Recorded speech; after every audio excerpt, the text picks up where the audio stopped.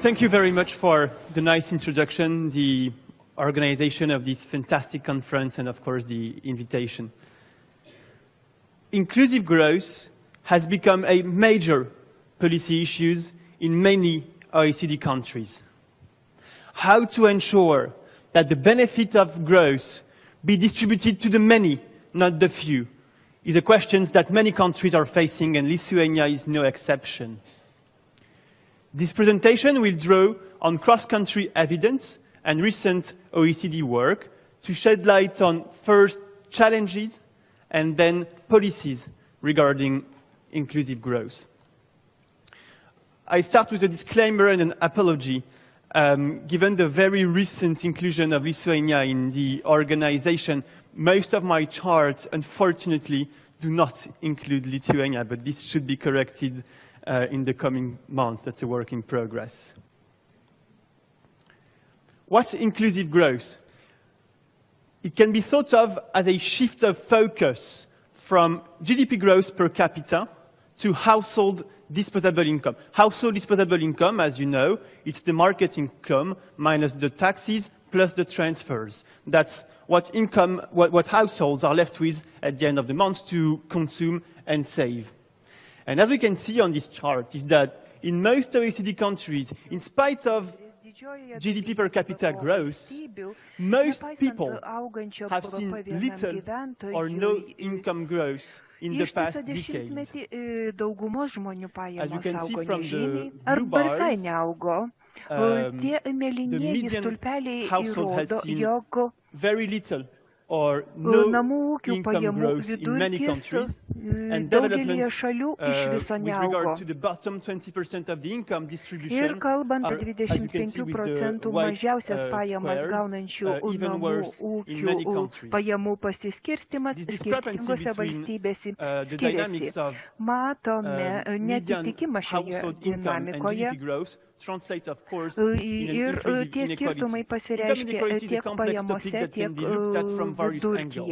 Here we chose to focus on the horizontal axis on the Gini coefficient that looks at the whole picture of the distribution with a focus on the middle of the distribution and the share of income accruing to the bottom 20% of the income distribution. And countries above the horizontal line have been an increase, in the share of income accruing to the bottom 20%, and countries at the right of the vertical line have seen an increase in the Gini. As a result, very little countries, i.e. the ones here on the bottom left panel, have seen no increase in inequalities whatsoever. So the key question is why? How can we explain this increase in inequalities?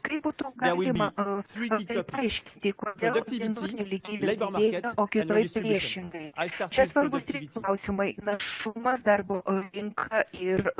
A key phenomenon that is paramount to understand the evolution of inequalities in OECD countries is the decoupling between productivity and median wages.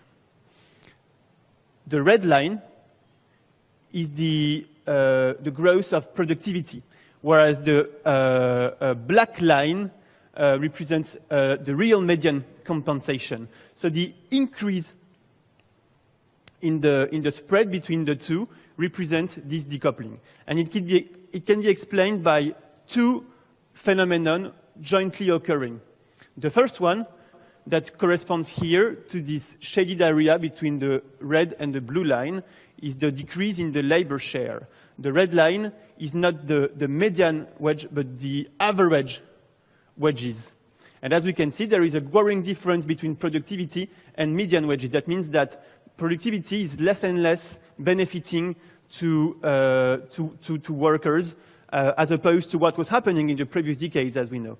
And this is mostly due to evolutions in terms of technology and globalization. Technology induces a decrease in the price of investment that translates in substitution of labor for capital. Also, the rise of superstar firms with a very low labor share and high capital intensity contribute to explain this phenomena.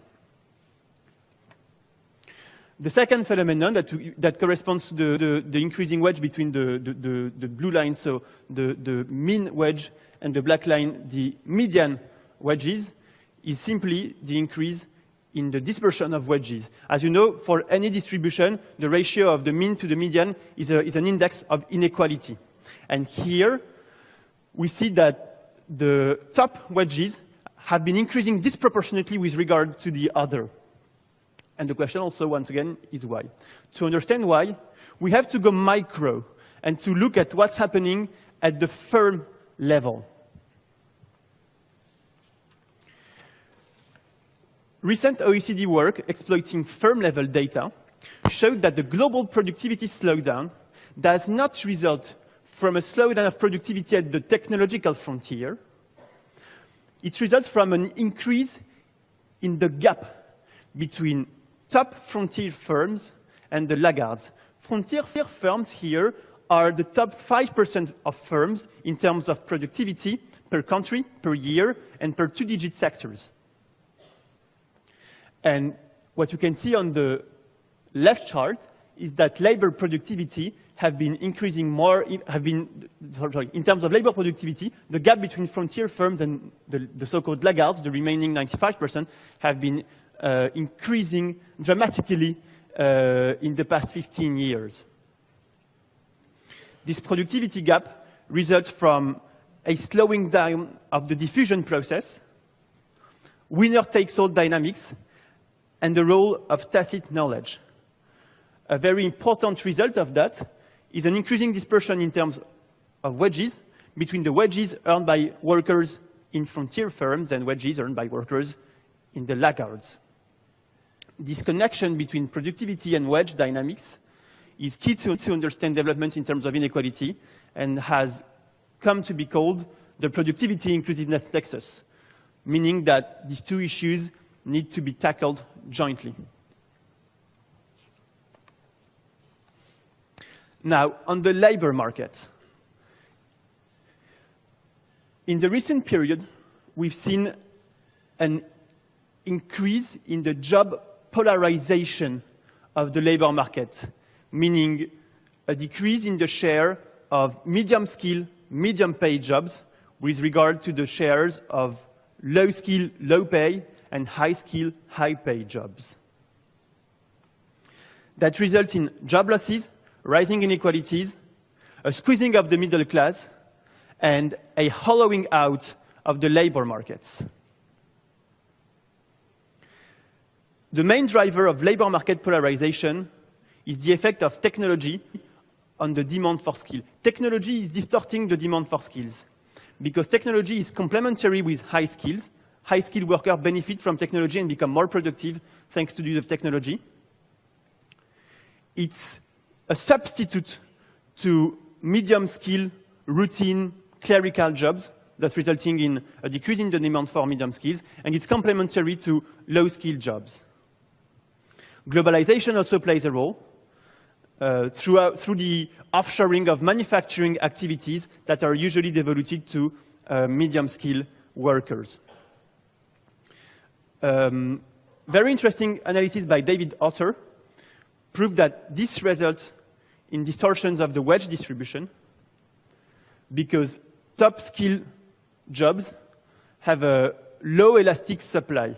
So when the demand increases, that results in an increase of wages, okay? Whereas low-skill jobs are much more elastic. Hence, the effect of complementarity with technology is null on wages. As a result, we see a distortion of the distribution of wages. So we could have thought that this distortion of market income caused by technology and globalization could have been cushioned by redistribution. But that's not the case, unfortunately, because redistribution has declined on average in OECD countries. In the past 2 decades, redistribution has declined from approximately 30% to 25% on average across OECD countries. Redistribution here is defined as the difference in the Gini between market income and disposable income. That is the difference in inequalities before and after taxes and transfers. In other terms, redistribution corresponds to the equalizing power of taxes and transfers. And we see here that it has been decreasing quite significantly, and the decrease mostly results from a decrease in cash transfers. Now I'd like to say a few words about various aspects of inclusive growth other than income. First, it's the wealth distribution. As you can see here on the left panel, the top 10% of the wealth distribution is much more concentrated at 51% here on average across OECD countries than the top 10% of the disposable income, which is 23%.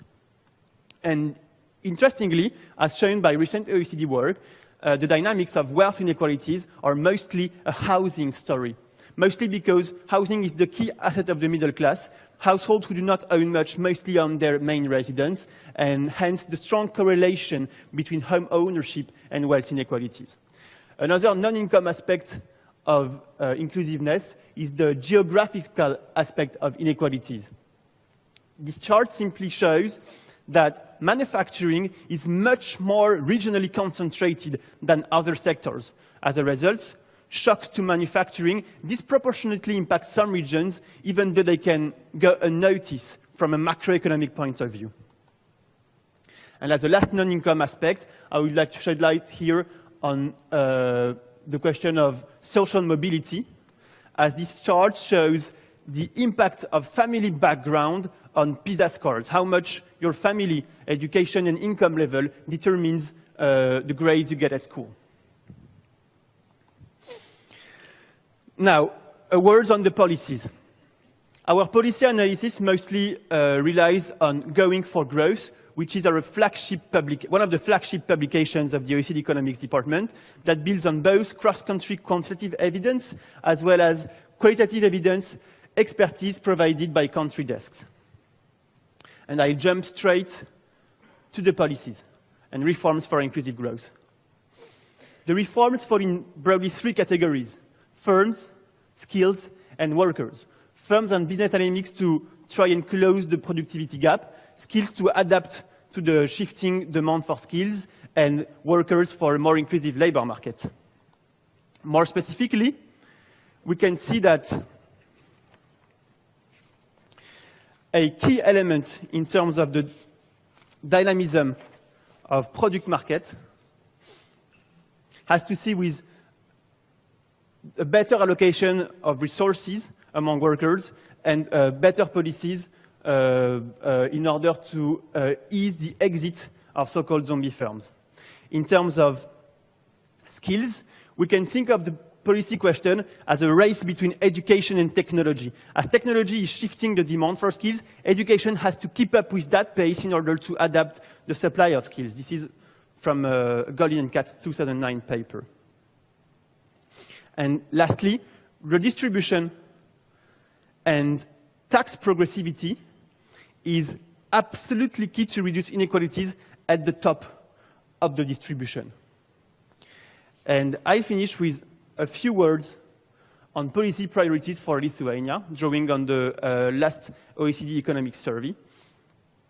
The first element is to strengthen business dynamism. Product markets are already dynamic and open in Lithuania, but more can be achieved by increasing the efficiency of SOEs and removing some barriers to entry.